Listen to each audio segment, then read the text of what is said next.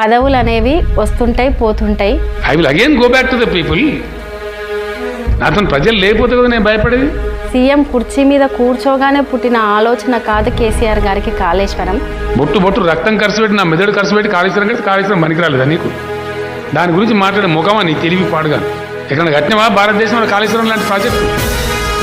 దశాబ్దాలుగా ఈ ప్రాంతాన్ని వెనక్కి నెట్టివేయబడిన వలస పాలన వలన వచ్చిన గోసకు విముక్తిగా పుట్టిన ఆలోచనలో ప్రతిరూపమే కాళేశ్వరం.